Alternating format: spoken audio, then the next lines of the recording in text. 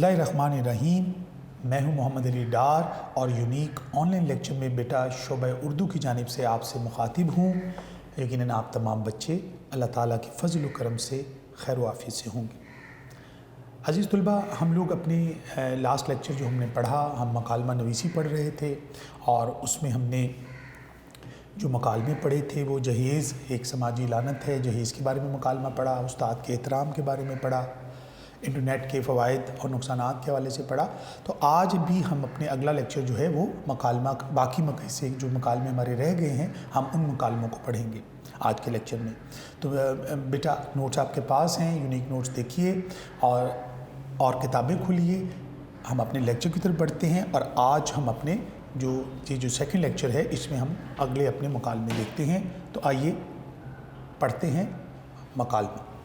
Intermediate part 1 साल अव्वल यानी इंटरमीडिएट पार्ट 1 साल अव्वल के अंदर बेटा आज हमारा ये दूसरा लेक्चर है सेकंड फेज़ का, और जिसमें हम पढ़ने जा रहे हैं जो हमारा मौजू है आज के लेक्चर का वो है मकालमा नवीसी। तो मकालमा नवीसी हमारा आज का मौजू है।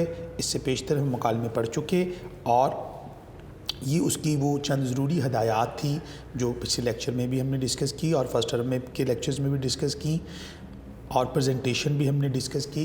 तो आज हम अपने जो नए मौज़ूआत हैं उनको आगे बढ़ाएंगे। आज के लेक्चर में हम नए मकालमे पढ़ेंगे। पीछे हमने जो है उस्ताद का एहतराम आखिरी लेक्चर में हमने पढ़ा था, उससे पहले उसके साथ हमने जहेज़ एक समाजी लानत और जो है दोस्तों के दरमियान इंटरनेट के फ़वाइद और नुकसानात के मौजू पर मकालमा डिस्कस हुआ।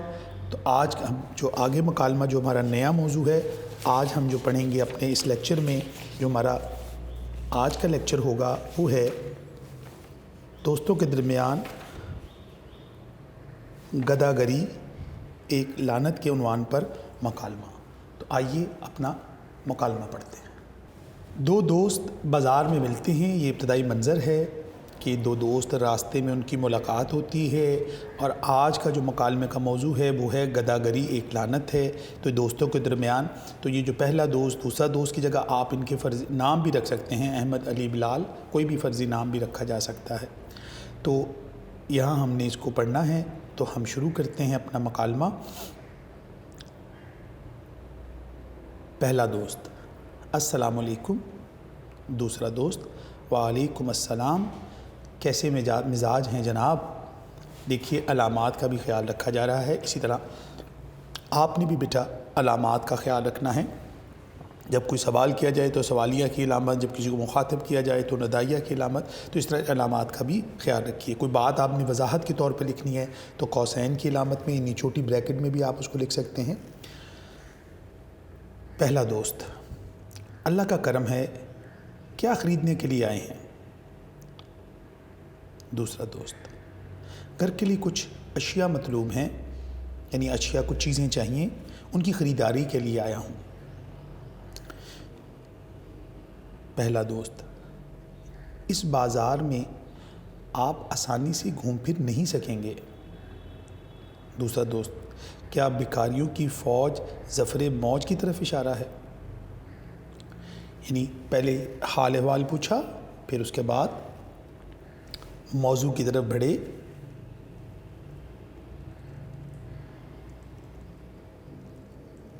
पहला दोस्त जी बिल्कुल, गदागरी एक लानत बन चुकी है। गदागरी भीख मांगना। दूसरा दोस्त बाज़ार के दाखिली हिस्से में उनका एक ग्रोह मौजूद था। बाज़ार में इनके ग्रोह चल रहे हैं, दुकानों में जा रहे हैं, इनके कई रूप हैं। यानी दूसरा दोस्त ये बताता है कि यहाँ पर जो गदागरी एक मुनज़्ज़म एक गैंग्स हैं जो कि मुख्तलिफ़ हिस्सों में उन्होंने अपने काम बांटे हुए हैं। पहला दोस्त मैंने गाड़ी रोकी तो शीशे पर दस्तक हुई। अल्लाह के नाम पे बाबा। गाड़ी पार करके बाहर निकला तो ख़वातीन जो सब्ज़ कुर्ते पहने हुए थीं पीछे पड़ गईं कि मदद करो। दूसरा दोस्त बाज़ार के अंदर नाते पढ़कर मांगने वाले घूम फिर रहे हैं। معذوری کا لبادہ اوڑھ کر مانگنے والے الگ ہیں، اور غربت اور اسرت کا بہانہ یعنی اپنی تنگ دستی کا بہانہ بنا کر، اپنی مجبوریوں کو بہانہ بنا کر دستے سوال دراز کرنے والے الگ ہیں۔ یعنی مانگنے والے اور اپنی مجبوریوں کو ظاہر کر کے لوگوں سے پیسہ لینے والے، ان کے گروپ بنے ہوئے ہیں الگ الگ، اور ہر کوئی اپنے اپنے روپ جو انہوں نے دھارے ہوئے ہیں اس کے مطابق پورے بازار میں بھیک مانگتے پھرتے ہیں۔ کوئی حصہ ایسا نہیں ہے جہاں بیکاریوں کی یہ فوج نظر نہ آئے۔ پہلا دوست: مجھے بازار سے باہر جاتے گداگروں کی ایک جوڑی نظر آئی۔ وہ ایک دوسرے کو بتا رہے تھے کہ یہ بازار بہت ٹھنڈا ہے، صبح سے اب تک بس 2000 روپے جمع ہوئے ہیں۔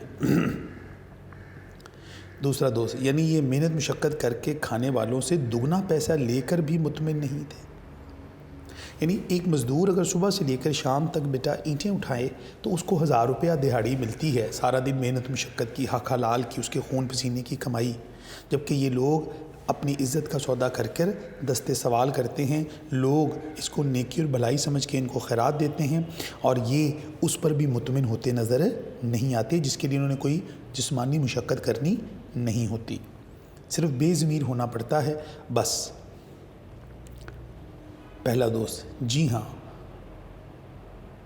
اب مسجدوں کے باہر، مزاروں کے باہر، امتحانی مراکز کے باہر اور ٹریفک سگنلز پر کھڑے ان گداگروں کے گروہ بھیک مانگتے دکھائی دیتے ہیں۔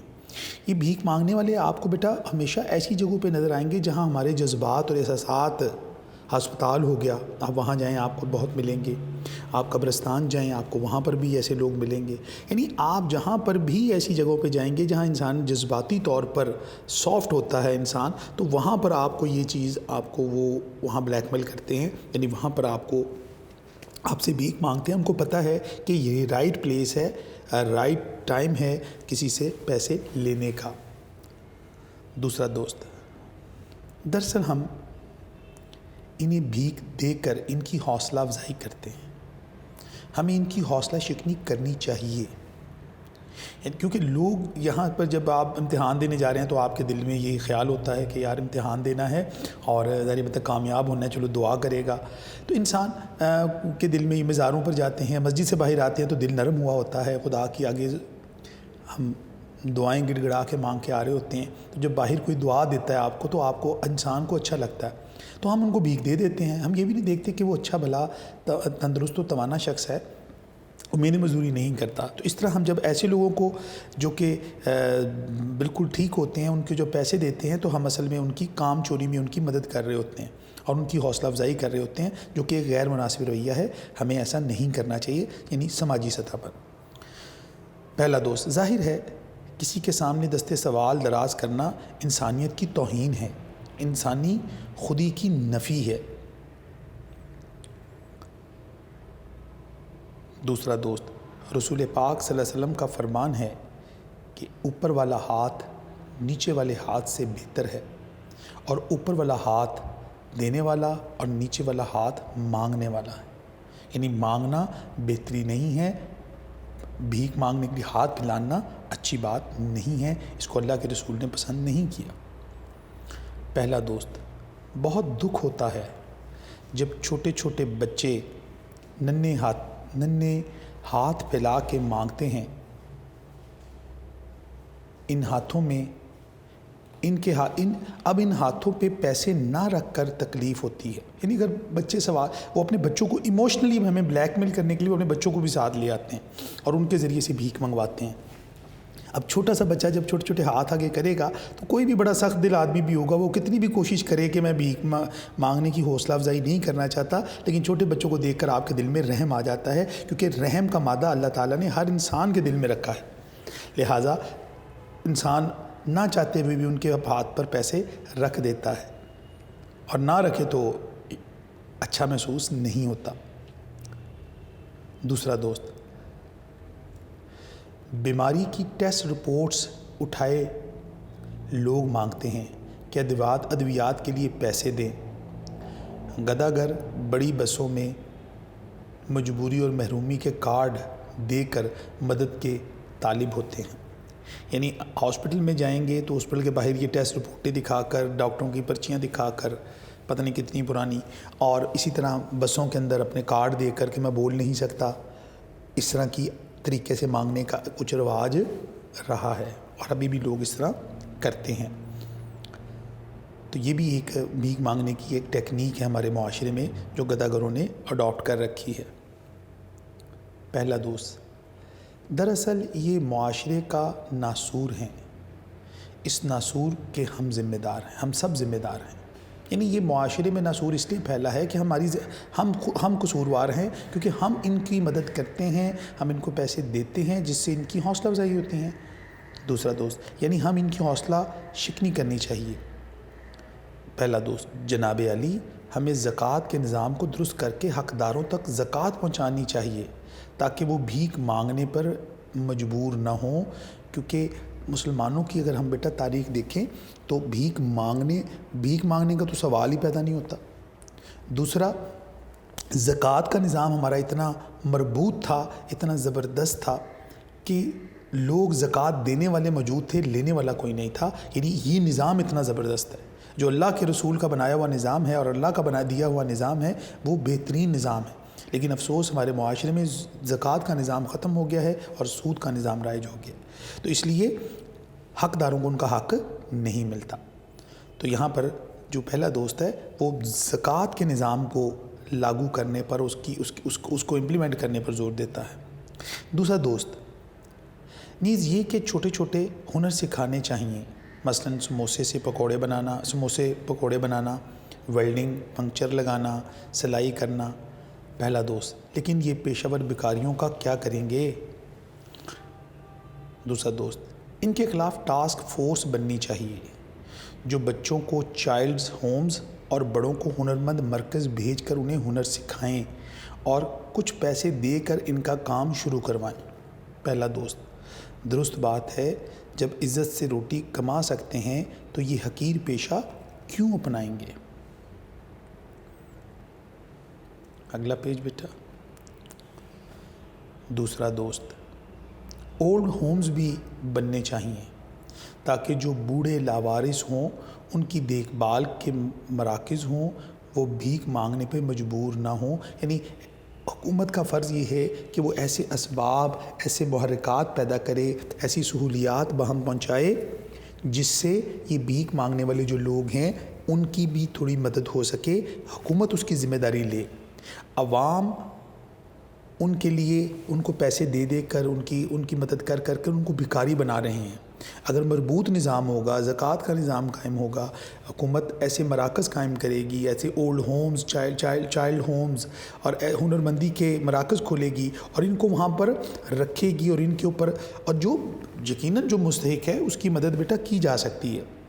لیکن جو لوگ پیشہ ور ہیں، جنہوں نے اس کو پیشہ بنایا ہوا ہے، بھیک مانگنے کو، گداگری کو جس نے پیشے کے طور پر اختیار کیا ہوا ہے، ان کے لیے ضروری ہے کہ ان کو راہ راست پر لایا جائے، جس کے لیے ہمیں یہ کوششیں کرنی چاہیے۔ یہ ان کی جو رائے ہے دوستوں کے درمیان جو گفتگو ہو رہی ہے اس کا نچوڑ یہ ہے۔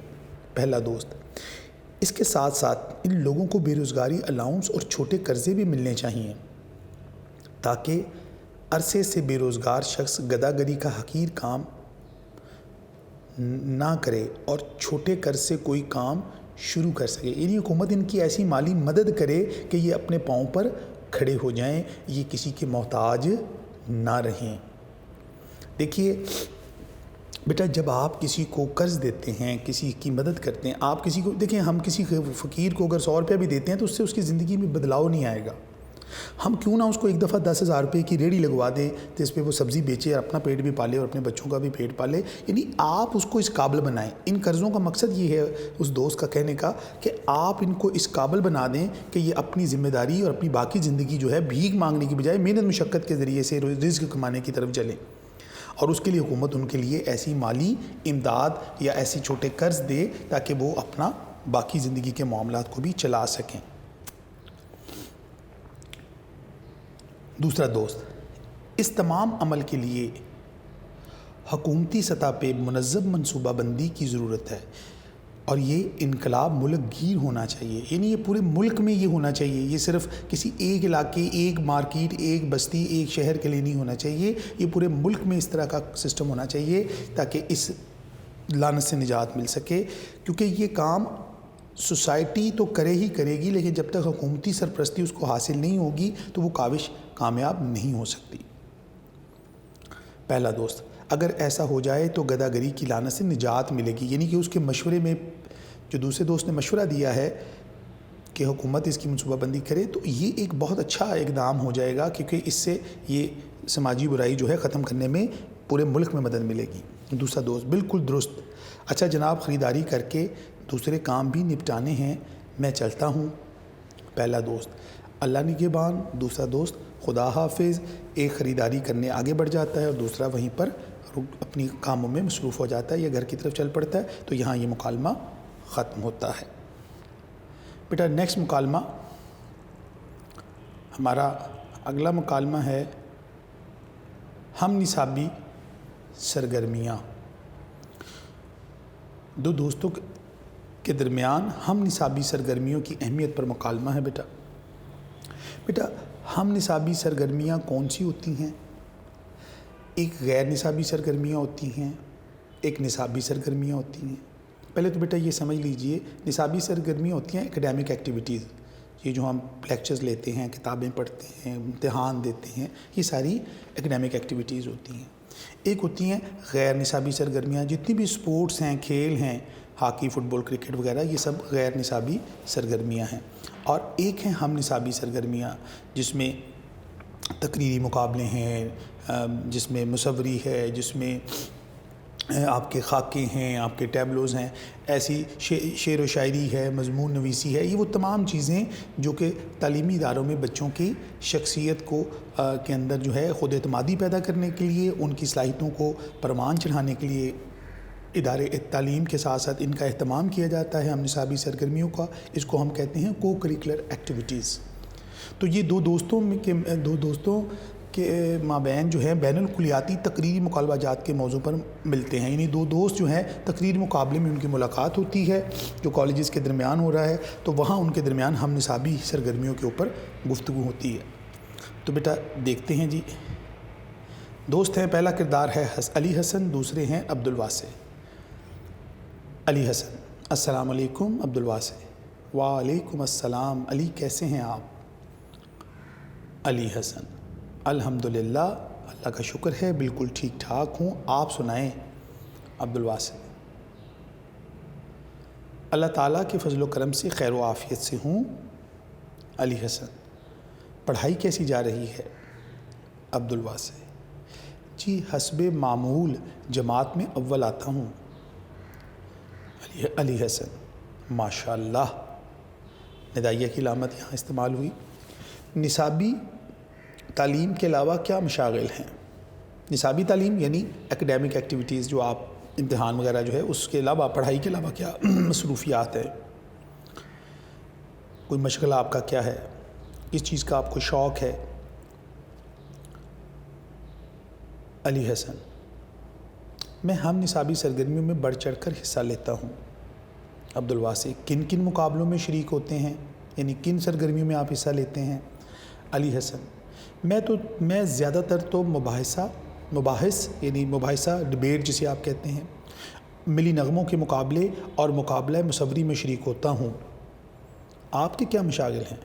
عبد الواسع: میرے ہم نصابی مشاغل میں بیت بازی یعنی شعر و شاعری، تقریریں، سپیچ جو ہوتی ہے، اور ڈرامے اور گلوکاری شامل ہیں۔ علی حسن: ماشاءاللہ، ذوق وسیع ہے آپ کا۔ تو یہ جن چیزوں کا ذکر ہوا ہے یہ ساری ہم نصابی سرگرمیاں بیٹا۔ عبد الواسع: شکریہ، میں نہ صرف ہم نصابی سرگرمیوں میں شریک ہوتا ہوں بلکہ انعامات بھی جیتتا ہوں۔ علی حسن: بہت خوب، ہم نصابی سرگرمیوں میں شرکت سے انعامات کے ساتھ شہرت اور پذیرائی بھی حاصل ہوتی ہے، یعنی عزت ملتی ہے، کانفیڈنس بڑھتا ہے۔ عبد الواسع: تقریری مقابلوں میں شریک ہونے سے مدلل گفتگو کا سلیقہ آتا ہے، یعنی بات کو دلیل سے کرنے کا فن انسان سیکھتا ہے، کیونکہ تقریری مقابلہ جو ہے ہمیں ایک اچھا سپیکر بننے میں مدد دیتے ہیں، تاکہ ہم اپنے دوسرے لوگوں تک اپنی بات خود اعتمادی سے کس طرح سے پیش کر سکتے ہیں، اور خود اعتمادی بھی پیدا ہوتی ہے اور ہمارے اندر کانفیڈنس لیول بھی امپروو کرتا ہے۔ اس کے بعد علی حسن، بیت بازی سے شعری ذوق کی تسکین بھی ہوتی ہے اور شاعرانہ علم میں بھی اضافہ ہوتا ہے، یعنی شعر و شاعری جو ہے ہمیں ادب کے قریب لے جاتی ہے۔ نیکسٹ پیج پہ دیکھتے ہیں عبدالواسع، ڈراموں میں شرکت سے ایک تو شناخت حاصل ہوتی ہے، اداکاری آتی ہے، اور دوسرا متنوع انداز میں بولنا آتا ہے، یعنی آپ مختلف کردار جب ادا کرتے ہیں، فقیر کا، ڈاکٹر کا، انجینئر کا، ویلن کا، جو بھی آپ کا کریکٹر ہے، آپ جس طرح کا بھی روپ دھارتے ہیں اس کے لب و لہجے کو اڈاپٹ کرتے ہیں، تو آپ کی پرسنالٹی کے اندر فلیکسیبلٹی پیدا ہوتی ہے کہ آپ ڈفرینٹ کریکٹرز کو اپنے ذات کے اندر اس طرح ضم کر دیتے ہیں کہ آپ اس کی عکاسی کرنا شروع کر دیتے ہیں، آپ میں سے وہ کردار جو ہے وہ نمایاں ہونا شروع ہو جاتا ہے۔ تو یہ آپ کی پرسنالٹی کے اندر فلیکسیبلٹی بھی پیدا کرتا ہے اور آپ کے اندر جو کریٹیوٹی ہے اس کو بھی انہانس کرتا ہے یہ جو ڈراموں میں شرکت کرنے سے۔ اور دوسرا جو پذیرائی، کیونکہ ڈرامہ جو ہے یہ سب سے زیادہ دیکھے جانے والی چیز ہے جو ہمارے معاشرے میں میڈیا کے تھرو بھی اور لائیو اسٹیج کے اوپر بھی کیا جاتا ہے، تو ایسی ایکٹیویٹیز میں پارٹیسپیٹ کرنے سے کانفیڈنس لیول جو ہے وہ بہت بڑھ جاتا اور شخصیت کے اندر بہت زیادہ جو ہے آپ کی جو صلاحیتیں ہیں ان کے اظہار کا موقع ملتا ہے اور کرنے والوں کو ایک لطف بھی محسوس ہوتا ہے۔ علی حسن، کتب بینی بھی اہم مشغلہ ہے، علم میں اضافہ ہوتا ہے، نسلوں کے تجربات کتب میں قلم بند ہیں، زندگی بھر کے تجربات سے انسان جو کچھ سیکھتا ہے وہ کتب سے اوائل عمری ہی میں سیکھ کر بہتر زندگی گزاری جا سکتی ہے، یعنی علم کے ذریعے سے ہم بہت سی چیزیں وقت سے پہلے کتابوں سے سیکھ لیتے ہیں کہ ہم وہ اس عمر کے اس حصے میں جب ہم نے پہنچ کے کوئی چیز سیکھنی ہے وہ اس کو پہلے ہی پڑھ کر ہمارے علم میں اس کا اضافہ ہو جاتا ہے، تو یہ بھی ایک بک ریڈنگ جو ہے وہ بھی ایک اچھا مشغلہ ہے۔ عبدالواسع، کتب بینی سے قوت تحریر میں بھی بہتری آتی ہے، نئے نئے اسالیب سے لکھنا آتا ہے، جملہ بندی، الفاظ کا چناؤ کر کے بہتر تحریر لکھنے کا ہنر آتا ہے، یعنی آپ جب پڑھیں گے، مطالعہ زیادہ کریں گے تو آپ کی اپنی کریٹیو رائٹنگ سکلز جو ہیں وہ بھی امپروو ہوتی ہیں۔ علی حسن، کہ صرف کتابی کیڑا بننے سے تعمیر شخصیت کا عمل ادھورا رہ جاتا ہے۔ عبدالواسع، بالکل، نصابی عمل کے ساتھ ساتھ ہم نصابی سرگرمیوں میں شرکت ہر بچے کے لیے بہت مفید ہے۔ It's a part of academics, یہ تعلیم کا ایک حصہ ہے، اس لیے اس کو ہم نصابی سرگرمی کہا جاتا ہے۔ علی حسن، اس سے شوق کی تکمیل بھی ہوتی ہے اور فوائد بھی حاصل ہوتے ہیں، یعنی دو کام ایک ہی وقت میں ہو رہے ہوتے ہیں بیٹا، ایک تو جن بچوں کو جس چیز کا شوق ہوتا ہے وہ اس کے اندر پارٹیسپیٹ کرتے ہیں، اس کام میں اس ایکٹیویٹی میں حصہ لیتے ہیں، دوسرا اس ایکٹیویٹی میں شمولیت اختیار کرنے سے جو اس کی شخصیت کو کانفیڈنس، خود اعتمادی، صلاحیتوں کا نکھر کر سامنے آنا، یہ ساری چیزیں جب اس کے پاس آ رہی ہوتی ہیں تو اس سے بھی یہ فوائد جو ہیں ساری زندگی اس کو کام آتے ہیں۔ خالی کتابیں پڑھ کر ہی ہم ترقی نہیں کرتے اگر ہمارے اندر خود اعتمادی نہ ہو۔ عبدالواسع، ظاہر ہے زندگی میں جہاں حصول علم کے بعد اچھا معاشی مستقبل ضروری ہے وہاں اچھا انسان بننا بھی ضروری ہے، اور اچھا انسان اچھے خصائل سے بنتا ہے، یعنی اچھی عادات سے، اچھی خوبیوں سے بنتا ہے، اور یہ ساری خوبیاں ہمارے اندر بڑھانے میں جو ہم نصابی سرگرمیاں وہ بہت کلیدی رول ادا کرتی ہیں۔ علی حسن، ہجوں کے مقابلہ جات میں شرکت سے املا، الفاظ کی بناوٹ میں مہارت حاصل ہوتی ہے اور درست زبان لکھنی آتی ہے، یعنی آپ جب تحت اللفظ کے ساتھ چیزوں کو پڑھتے ہیں، آپ سپیلنگ کا خیال رکھتے ہیں، آپ املا جو اس کی پروننسیشن ہے اس کے اندر کام کرتے ہیں تو پھر آپ کے اندر یہ صلاحیتیں بھی آپ کو فائدے حاصل ہوتے ہیں۔ عبدالواسع، انسانی احساسات کے اظہار کے متعدد طریقے ہیں، مصوری بھی ان میں سے ایک ہے۔ مصوری کے ایک فن پارے سے بڑی بڑی باتوں کو اجاگر کیا جا سکتا ہے۔ یعنی آپ ایک آرٹسٹ جو ہے، ایک تصویر 1000 لفظوں سے زیادہ پر اثر ہوتی ہے، یعنی ہم ایک تصویر کے ذریعے سے بہت کچھ کہہ سکتے ہیں جو ہم شاید اتنا زیادہ لکھ کر بیان نہ کر سکیں۔ اور یہ پینٹنگ و مصوری جو ہے، اس کا بھی مشغلہ جو ہے یہ بڑا ہی ہماری صلاحیتوں کو نکھارنے میں مدد دیتا ہے۔ علی حسن: قرات اور نعت خوانی کے مقابلہ جات میں حصہ لینے سے قرآن پڑھنا آتا ہے۔ نعت خوانی سے عشق رسول صلی اللہ علیہ وسلم پیدا ہوتا ہے، ثواب بھی ملتا ہے اور روح کو تسکین بھی ملتی ہے۔ یعنی ہماری ہم نصابی سرگرمیوں میں بیٹا قرات یعنی قرآن مجید کی تلاوت کرنا اور نعت پڑھنا، یہ بھی ایک نیکی اور بھلائی کا کام بھی ہے، اور اس سے اجر و ثواب کے ساتھ ساتھ ہمیں سکون قلب بھی نصیب ہوتا ہے۔ عبدالواسع: بیت بازی کے علاوہ اگر شاعرانہ اہلیت ہو تو مشاعروں میں شرکت کرنی چاہیے۔ علی حسن: شعر باریک نقطے پر مبنی ہوتا ہے، جذبات اور احساسات کا عکاس ہوتا ہے۔ شعر گوئی سے داخلی تسکین ملتی ہے، جو ہماری انر فیلنگز ہوتی ہیں ان کو سیٹسفیکشن حاصل ہوتی ہے۔ شاعری جذبات کو جلا بخشتی ہے۔ ماضی میں قوموں کی خواب غفلت سے جگانے میں شاعری کا بھی بڑا کردار رہا ہے، چنانچہ یہ بہترین ذریعہ ہے۔ علامہ اقبال کی مثال بیٹا ہمارے سامنے ہے، انہوں نے ایک سوئی ہوئی قوم کو خواب غفلت سے بیدار کیا، اور انہوں نے جس وسیلے کو استعمال کیا اپنی قوم کی بیداری میں، وہ شاعری ہی ہے۔ یعنی آپ کے کلام میں اتنی طاقت تھی کہ اس نے ایک پوری قوم کو جو ہے ایک رہنمائی کی، ان کو ایک آزادی کا خواب دکھایا۔ عبدالواسع: مقابلہ مضمون نویسی تخلیقی لکھائی کی صلاحیت کو نشوونما کا بہترین ذریعہ ہے۔ ماضی الضمیر کے اظہار کا سلیقہ آتا ہے، یعنی ہم جو سوچتے ہیں اس کو لکھ کر بیان کرنے کی ہمارے اندر ایبلٹی پیدا ہوتی ہے۔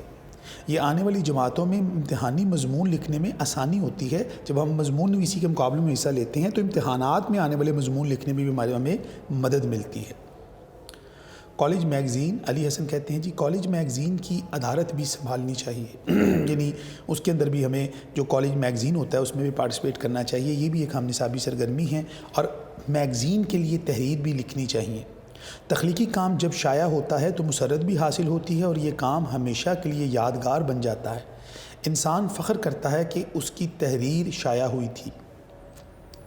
عبدالواسع: کھیلوں کا شمار بھی ہم نصابی سرگرمیوں میں ہوتا ہے۔ جسمانی صحت کے ساتھ ساتھ قواعد و ضوابط کی پابندی بھی سکھاتے ہیں۔ ہجوں کے مقابلوں اور سکریبل کے مقابلوں میں حصہ لینے سے ذخیرہ الفاظ میں اضافہ ہوتا ہے۔ عبدالواسع: ہمارا بنیادی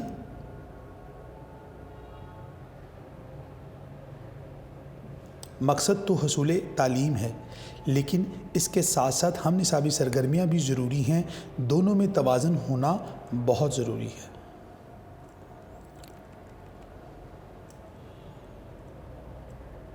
درست کہا علی حسن، نیکسٹ پیج پہ بیٹا دیکھیے گا۔ علی حسن: درست کہا، یعنی پہلے نصاب پھر اضافی وقت میں ہم نصابی سرگرمیاں، یہ ترتیب ہونی چاہیے۔ عبدالواسع: اچھا، میرا خیال ہے مقابلہ شروع ہوا چاہتا ہے۔ آپ سے گفتگو بہت مفید رہی۔ عبدالواسع: اپنا خیال رکھیں، خدا حافظ۔ علی حسن: اللہ نگہبان۔ بیٹا یہاں تک ہم نے یہ مکالمے پڑھے۔ انشاءاللہ نیکسٹ اگلے لیکچر میں آپ سے ملاقات ہوگی، تب تک کے لیے مجھے اجازت دیجیے۔ اللہ نگہبان۔